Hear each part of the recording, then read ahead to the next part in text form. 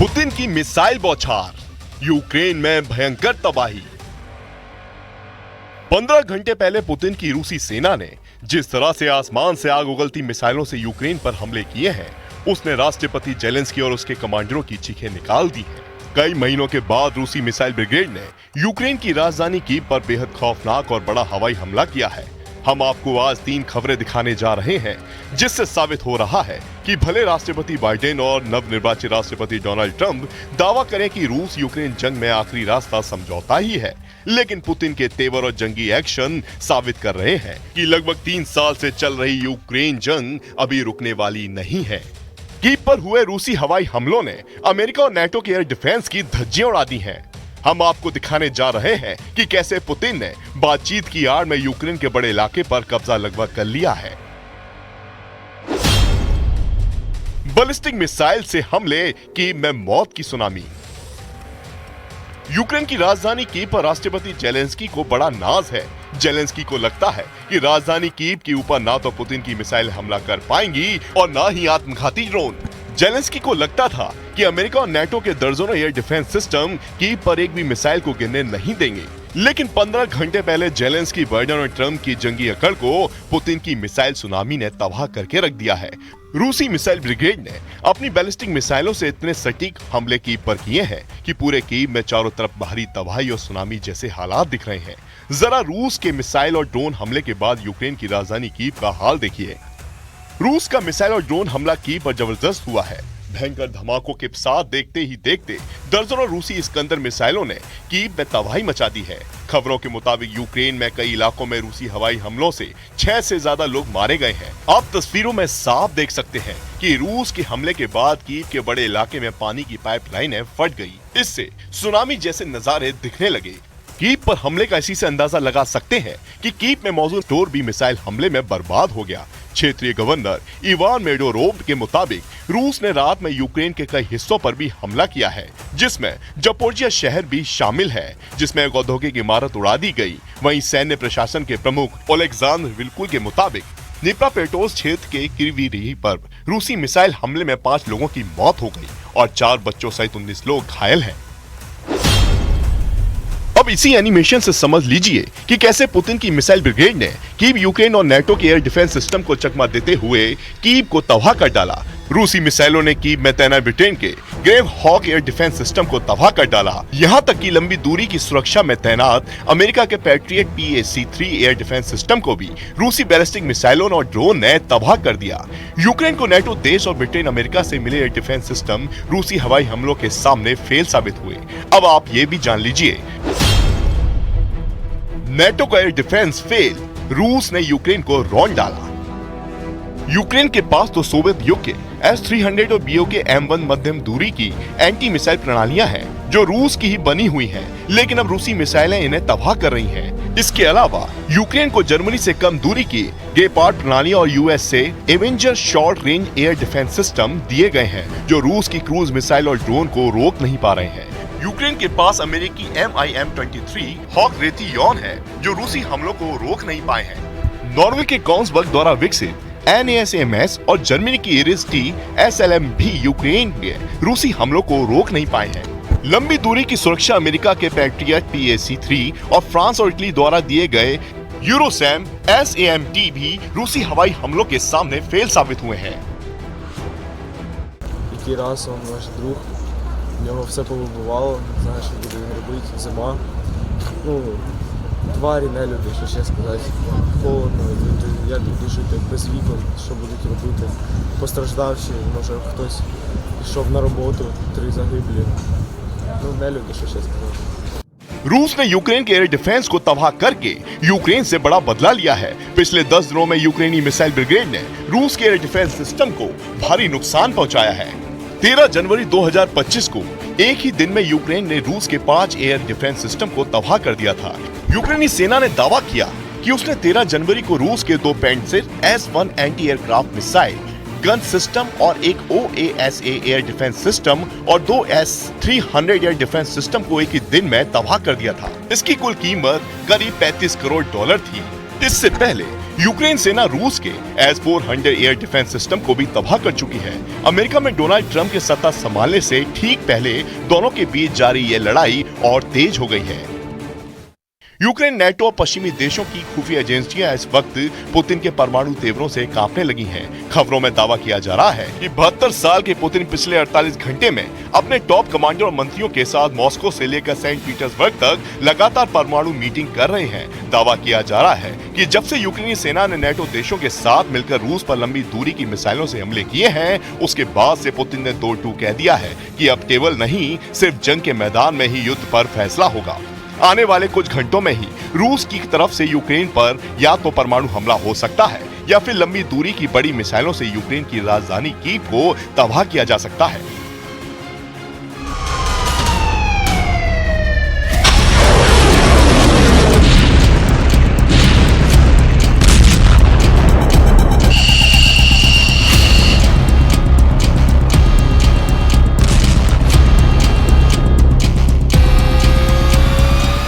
Putin के बेहद करीबी और रूस के विदेश मंत्री सर सर्गेई लावरोव ने वैसे तो कई बार यूक्रेन, अमेरिका और नेटो का नाम लेकर परमाणु धमकी दी है, लेकिन इस बार सर्गेई लावरोव ने डंके की चोट पर कह दिया है, रूस और उसके सहयोगी की सुरक्षा के लिए अगर जरूरी हुआ तो रूस परमाणु विकल्प से पीछे नहीं हटेगा।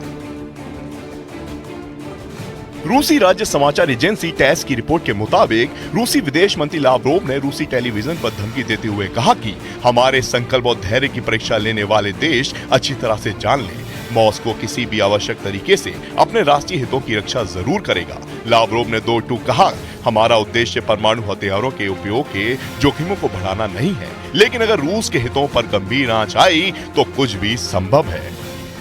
So the message which we wanted to sell by testing in real action this hypersonic system is that we will be ready to do anything to defend our legitimate interest. We hate even to think about war with the United States, which will take nuclear character. जो लोग ये समझते हैं कि 3 साल से रूस खोखली परमाणु धमकी दे रहा है और कुछ नहीं करेगा, ऐसे लोगों की सोच के ठीक उलट अमेरिका, फ्रांस और ब्रिटेन की खुफिया प्रमुख और नेटो चीफ कुछ और ही अनुमान लगाए बैठे हैं। नेटो पश्चिमी देश मानकर चल रहे हैं कि 2025 में यूक्रेन, यूरोप और अमेरिका को एक बड़ी परमाणु जंग का सामना करना पड़ सकता है, क्योंकि पुतिन को उत्तर कोरिया और supreme leader Kim Jong Un के अपने हजारों सैनिकों के साथ एटमी मिसाइल तक देने को तैयार बैठे हैं। इन्हीं हालातों को देखते हुए ब्रिटिश सेना के प्रमुख एडमिरल सर टोनी राडाकिन ने ऐसा बयान दिया है कि जिससे दुनिया के होश उड़ा दिए हैं। ब्रिटिश सेना के प्रमुख एडमिरल टोनी राडाकिन ने अपने भाषण में रूस की तरफ से परमाणु खतरे का बड़ा बयान दिया। टोनी राडाकिन ने दो टूक कहा कि रूस की ओर से हमने नाटो देशों के खिलाफ सामरिक परमाणु उपयोग, बड़े पैमाने में परमाणु अभ्यास और नकली हमलों की जंगली धमकियां देखी हैं। राडाकिन ने कहा कि रूस की परमाणु धमकियां में स्थिरता बनाए रखने से रोकने की कोशिश है। राडाकिन ने यहां तक कहा कि नेटो देश तीसरे परमाणु युग की सुबह की ओर देख रहे हैं। परमाणु हथियारों की दौड़ की शुरुआती विस्फोट के संकेत मिलने लगे हैं। The United States and the allies of the United States who also provide this long-range weapons to the Kyiv regime, they must understand that we would be ready to use any means not to allow them to succeed in what they call strategic defeat of Russia. अगर सभी NATO देश मिलकर रूस पर परमाणु हमला करते हैं तो भी रूस सब पर भारी पड़ेगा। जरा देखिए परमाणु जंग में कौन बाजी मार सकता है। उत्तर कोरिया के सैनिकों का रूस की तरफ से यूक्रेन पर हमला करना साफ संकेत है कि दुनिया परमाणु जंग के करीब पहुंच चुकी है। इस वक्त पूरी दुनिया में कुल 13,080 परमाणु बम है, जो 13,000 किलोमीटर से लेकर 15,000 किलोमीटर की दूरी तक मार कर सकते हैं। जानकारों की माने तो इसमें से आधे परमाणु बम भी इस्तेमाल हुए तो दुनिया का नामो निशान मिट सकता है। दुनिया में सबसे ज्यादा परमाणु हथियार रूस के पास है, 6,257 परमाणु बम और हथियार उसके पास है, जबकि अमेरिका के पास रूस से कम 5,550 परमाणु हथियार हैं, जबकि उत्तर कोरिया के पास 50 परमाणु बम और हथियार मौजूद हैं। यानी रूस और उत्तर कोरिया मिलकर ही अमेरिका, यूक्रेन और नेटो का सफाया कर सकते हैं। ऐसे हालात में सवाल उठता है कि अगर दुनिया में परमाणु जंग छिड़ी तो क्या 13,080 परमाणु हथियारों से दुनिया तबाह हो जाएगी?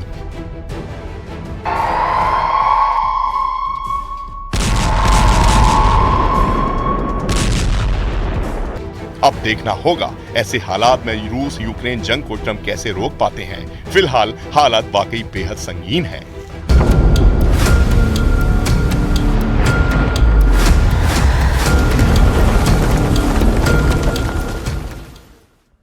इजराइल अब किसी भी वक्त ईरान के न्यूक्लियर अड्डे पर हवाई हमले शुरू करने के लिए तैयार है।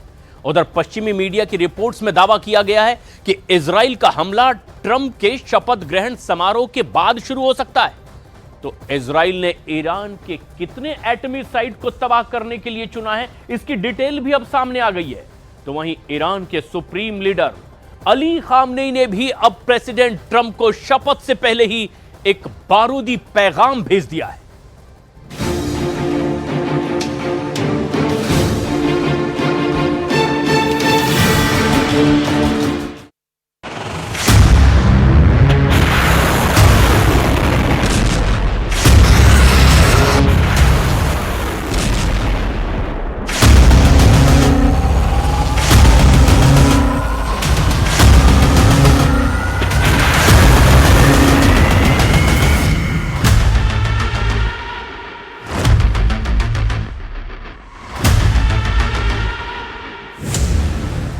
इजराइल को मिसाइल धमाकों से दहलाकर ट्रंप को हर रोज चैलेंज दे रहे हैं हूती फाइटर्स। लेबनान में फिर से सिर उठा रहे हिजबुल्लाह लड़ाके और गुर्राने लगा है Hezbollah chief Naim Qassem. Syria में अमेरिका को अल्टीमेटम देने की जुर्रत दिखा रहा कमांडर जूलानी। इन सभी पर भारी अकेले दम से इजराइल और अमेरिका को धमकाने में जुटा है ईरान।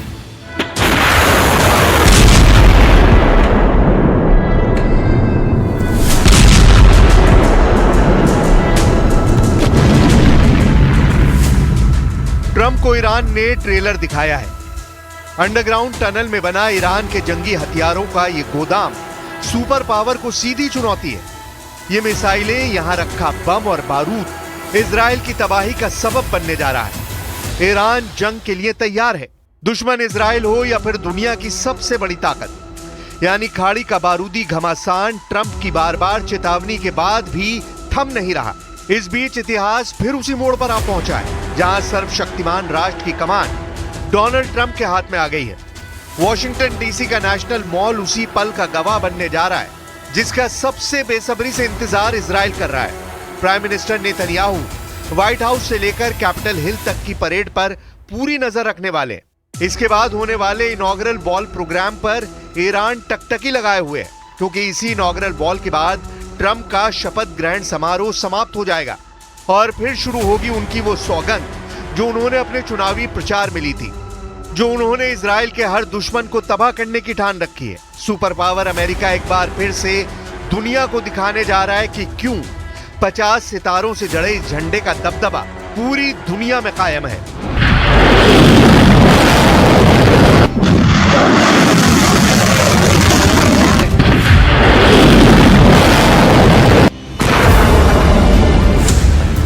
ट्रंप की शपथ के साथ शुरू होगा इजराइल का हमला।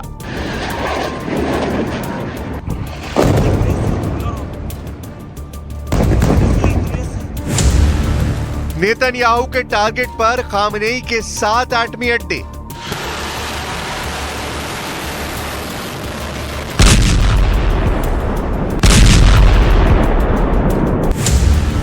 न नतांज बचेगा न तेहरान, ईरान बनेगा परमाणु कब्रिस्तान।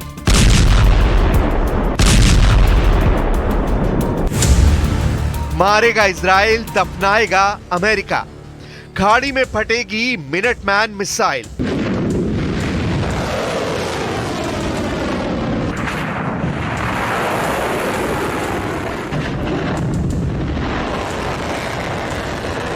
अल अरबिया न्यूज की रिपोर्ट के मुताबिक एक यूरोपीय राजनयिक का मानना है कि इजराइल ने ईरान समर्थित लड़ाकों के हमले का बदला लेने का प्लान बना लिया है। इजराइल, हूती, हमास, हिजबुल्लाह और मिलिशिया के बजाय सीधे ईरान की तबाही का रोड मैप बना चुका है। इजराइल के हमले की लोकेशन और टाइमिंग भी तय हो चुकी है, बस इसका ग्रीन सिग्नल व्हाइट हाउस से आना बाकी है, जिसमें ज्यादा देर भी नहीं है।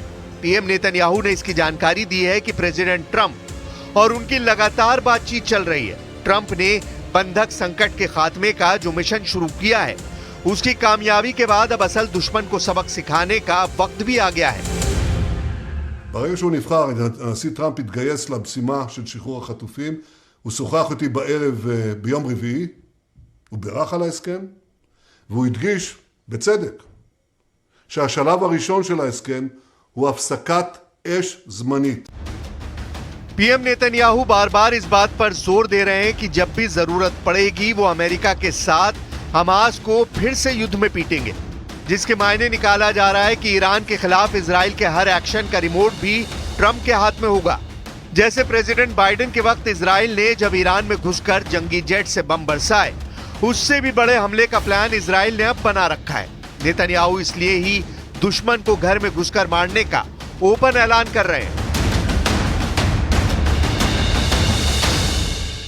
אם נצטרך לחזור ללחימה, אנחנו נעשה זאת בדרכים חדשות, ונעשה זאת בעוצמה רבה מאוד. אנחנו שומרים על הזכות לחזור למלחמה, אם צריך, בגיבויה של ארצות הברית. इजराइल और अमेरिका दोनों को ईरान के एटम बम से डर लगता है। ट्रंप कई बार ये दावा कर चुके हैं कि अमेरिका किसी भी कीमत पर ईरान को एटम बम नहीं बनाने देगा, लेकिन ईरान ने सभी प्रतिबंधों को हवा में उड़ाकर न्यूक्लियर हथियार के कारखाने को एक्टिव रखा है। ब्रिटेन, फ्रांस और जर्मनी ने बीते साल नवंबर में गुप्त बैठकों के बाद इस हफ्ते भी ईरान के परमाणु कार्यक्रम पर बातचीत की है। दिसंबर में भी तीनों यूरोपीय देशों ने ईरान के यूरेनियम के बढ़ते भंडार पर चिंता जताई है। अमेरिका और इजराइल के साथ साथ यूरोपीय देशों को भी लगता है कि ईरान के पास परमाणु बम बनाने के लिए पर्याप्त यूरेनियम है। वहीं डोनाल्ड ट्रंप के लिए ईरान का परमाणु कार्यक्रम बड़ा मुद्दा रहा है। पश्चिमी मीडिया रिपोर्ट में दावा किया गया है कि ट्रंप की लीडरशिप में तेहरान पर अमेरिका का सीधा हमला ईरान के परमाणु ठिकानों पर मुमकिन है। इसमें हथियार इजराइल के होंगे, सैन्य सहायता सुपर पावर देगा। हमले का समर्थन करने के साथ अगर जरूरत हुई तो अमेरिका जंगी मैदान में उतरेगा। हालांकि इजराइल और अमेरिका की जानकारी में ईरान के परमाणु बमों के जो ठिकाने हैं, उसके अलावा भी कई साइट्स हैं जिससे दुनिया अब तक अनजान है। ईरान के परमाणु हथियारों के गोदाम के तौर पर 5 अड्डों की निशानदेही हो चुकी है, जिसमें सबसे पहला नाम नतांज न्यूक्लियर साइट का है। नतांज में ईरान का सबसे बड़ा यूरेनियम संवर्धन प्रोग्राम चलता है। ईरान की राजधानी तेहरान से लगभग 300 किलोमीटर दक्षिण में नतांज इस्फहान सूबे में है, जहां 2 प्लांट लगे हैं। पहला अंडरग्राउंड फ्यूल इनरिचमेंट प्लांट और दूसरा upper pilot fuel enrichment plant. Natanz nuclear site का पता साल 2002 में ही चल गया था। इजराइल ने नतांज साइट को कई बार निशाना बनाने की कोशिश भी की है। खामनेई के एटमी अड्डे पे पहाड़ पर बना एक ठिकाना भी है। ईरान के कुम शहर से 20 मील दूर फोर्डो परमाणु प्लांट है। साल 2015 में समझौते के बाद ईरान को फोर्डो में यूरेनियम संवर्धन बंद करना पड़ा था। हालांकि अब यहां 1000 से अधिक सेंट्रीफ्यूज काम कर रहे हैं। पहाड़ी परमाणु प्रयोगशाला की तर्ज पर ईरान ने इस्फहान में भी न्यूक्लियर हथियार का कारखाना बना रखा है, जहां fuel plate fabrication plant, uranium conversion facility तैयार की जाती है। इन्हीं से यूरेनियम को यूरेनियम हेक्साफ्लोराइड में बदला जाता है, जिसे सेंट्रीफ्यूज में डाला जाता है। इस्फहान में यूरेनियम मेटल बनाने के उपकरण भी है, जो परमाणु बम के कोर को बनाने में किया जा सकता है। IAEA ने हाल की जांच के बाद कहा कि इस्फहान में सेंट्रीफ्यूज पार्ट्स बनाने की मशीनें हैं। ईरान के 3 बड़े एटमी सेंटर के साथ साथ कई सीक्रेट ठिकाने हैं जिनकी चर्चा कम होती है। इनके भी नाम जान लीजिए। ईरान ने अराक न्यूक्लियर साइट का नाम बदलकर अब खुंदाब कर दिया है, जहां प्लूटोनियम का उत्पादन का आरोप लगाया जाता है, जिसका इस्तेमाल परमाणु बम के कोर को बनाने में किया जा सकता है।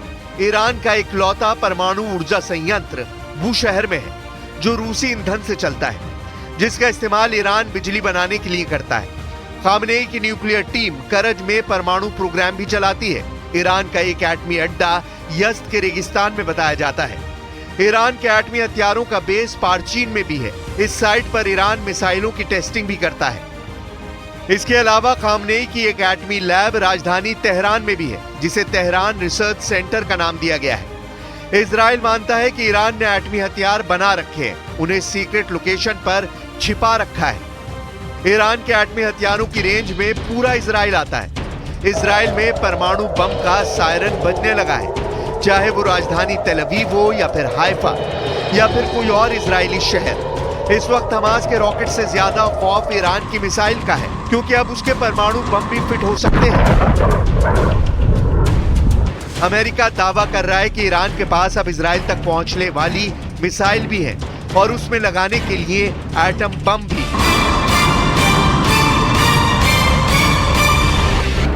ईरान के परमाणु ठिकानों को लेकर IAEA यानी अंतर्राष्ट्रीय परमाणु ऊर्जा एजेंसी की एक बहुत ही सीक्रेट रिपोर्ट ने इजराइल और अमेरिका को बहुत ज्यादा डरा दिया है।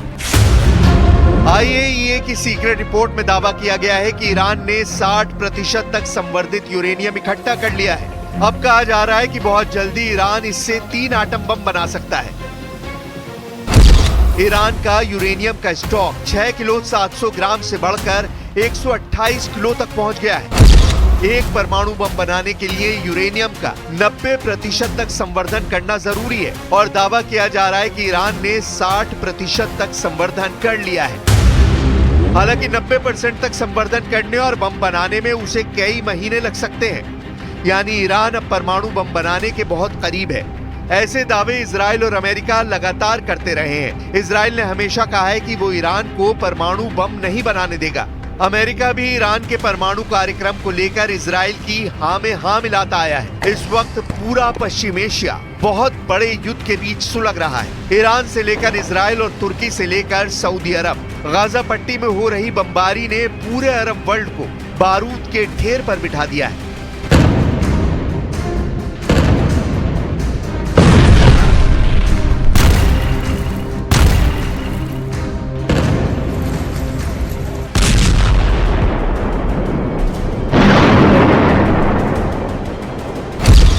अब परमाणु बम को लेकर ईरान वाले खतरे ने इजराइल और अमेरिका का डर वाला मीटर रेड लेवल पर पहुंच गया है। इस कांटे पर इतना प्रेशर है कि ये कभी भी वर्ल्ड वॉर बनकर टूट सकता है। ईरान पहले ही साफ कर चुका है कि उसके पास ऐसी मिसाइल हैं जो लॉन्च होने के बाद 400 सेकंड के अंदर इजराइल पर जाकर तबाही मचा सकती है। ईरान अब हाइपरसोनिक मिसाइल तैयार कर चुका है। उसकी बैलिस्टिक मिसाइल को इजराइल आयरन डोम से नहीं गिरा सकता और ईरान का दावा है कि इजराइल हो या फिर अमेरिका का मिसाइल डिफेंस सिस्टम, उसकी मिसाइल के खिलाफ कोई दीवार काम नहीं करेगी।